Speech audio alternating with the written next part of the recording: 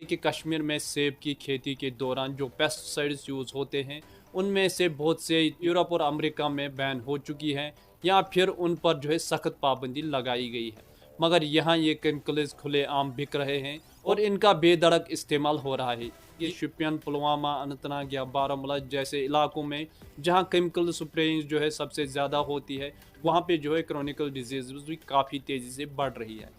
اگر ہم بات کریں گے ریسپریٹری پرابلمز، نیورولوجیکل ایشوز، حتیٰ کہ کینسرز کے رپورٹ بھی سامنے آ رہے ہیں۔ ایسے کیمیکل جن کا ڈائریکٹلی اثر بچوں کے برین ڈیولپمنٹ پر برا اثر ثابت ہو چکا ہے، وہ یہاں فریلی اویلیبل ہے۔ اب سوچو جو کیمیکلز امریکہ میں بین ہیں وہ کشمیر کے باغوں میں کیوں سپرے ہو رہے ہیں؟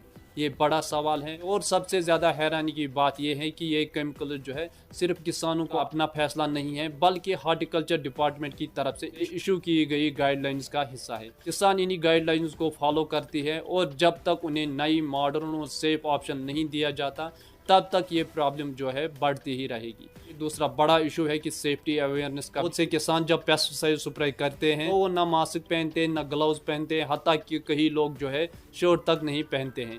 سپرے کے فوراً بعد کھانا کھا لیتے ہیں، پانی بھی پی لیتے ہیں، ایسے میں یہ زہر ان کے شریر میں گل جاتا ہے۔ دنیا بھر کی سٹڈیز یہ دکھاتی ہے کہ 60% پیسٹیسائڈ ایکسپلوجر ڈائریکٹلی سکن کے ذریعے ہوتا ہے۔ جب بیسک سیفٹی میجرز بھی نہیں لیا جاتا ہے تو یہ زہر اندر ہی اندر انسان کو توڑتی رہتی ہے۔ اگر ہم بات کریں گے اس سب کے باوجود جو قانون ریگولیشن کے لیے بنے ہیں، جس میں انسیکٹیسائڈ ایکٹ 1968 اور انسیکٹیسائڈ رول 1971، وہ اتنے پرانے ہیں کہ آج کل کے چیلنجز کو ٹیکل نہیں کر سکتے ہیں۔ ان قانونوں میں کوئی پروویژن نہیں ہے کہ ہر کچھ سالوں کے بعد نئے سائنٹیفک ڈاٹا کے بیس پر پیسٹیسائڈز کو دوبارہ ایسیس کیا جائے۔ 3 دہائیوں میں پیسٹیسائڈز کا بے ترتیبی سے استعمال بڑھتا گیا ہے، اور کمپنیز نے اپنے مارکیٹوں کے ذریعے کیمیکلز کو ہائی ایلڈ کہہ کر بھیجا ہے۔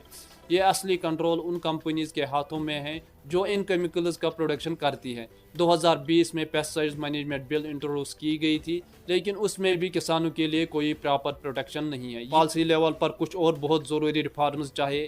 ہارٹیکلچر ایکسٹینشن سسٹم کو ماڈرن بنانا ہوگا۔ یہ آج کے زمانے میں اسٹیٹسٹک سیزن کیلنڈر کام نہیں کرتا، ہمیں evidence based real time weather اور پیسٹ ڈاٹا پر مبنی ایڈوائزری چاہیے۔ آج global market residue free produce demand کرتا ہے۔ کشمیر کے فارمرز کے ٹول اور ڈیجیٹل انفراسٹرکچر دینا ہوگا جس میں وہ اپنی پروڈیوس کو گلوبلی کلیئرفائی کر سکیں۔ کشمیر کے سیب ایک فروٹ نہیں، ایک اکانومی ہے۔ 7 لاکھ فیملیز اس پر ڈپینڈ کرتی ہیں۔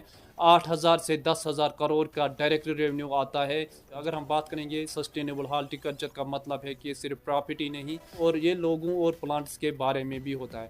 اگر ابھی ایکشن نہیں لیا گیا تو سوشل